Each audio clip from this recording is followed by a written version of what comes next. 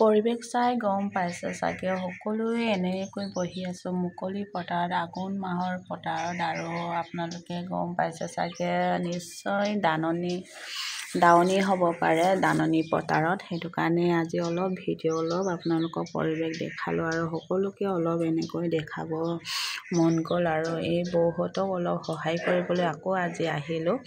আজিকালি যে পথাৰ গৈ মানে একেবাৰে ঘৰত বৰিং লাগে, সেইটো কাৰণে বৌক কৈ কিনি আজি বৌৰ লগত গ'লোঁ। এইকেইটা খাই আছে শেষ হোৱা নাই সিহঁতৰ খোৱা, মানে সিহঁতে বিলনীয়া আছিলে, বিলনীয়া হোৱাৰ কাৰণে পাছতকৈ কালে মাংস দেখাইছে, খোৱাৰ পিছত ভিডিঅ' বনাইছে বুলি আপোনালোকে হয়তো ভাবিব পাৰে, সুধা ভাত হোৱাৰ কাৰণে পিছতকৈ ভিডিঅ' বনাই দেখাইছে বুলি ভাবিব পাৰে বুলি ধেমালি কৰিছে। কিন্তু দেই এনেই ব্ৰইলাৰ মাংস আছিলে, ব্ৰইলাৰ মাংস আৰু পিঠাগুড়ি চব্জি আনিছে, সৰিয়হ আচাৰ আনিছে আৰু মোৰ কাৰণে শুকান মাছ আৰু সৰিয়হ আচাৰ আনিছে। মোৰতো লাচৰটো ফেভৰেট হয়, মইতো লাচৰ পৰা একো নেলাগে আৰু মই যে সেই ব্ৰইলাৰ মাংস নেখাওঁ যে, সেইটো কাৰণে মোৰ কাৰণে এনেকৈ এক্সট্ৰাকৈ আনি দিছিলে।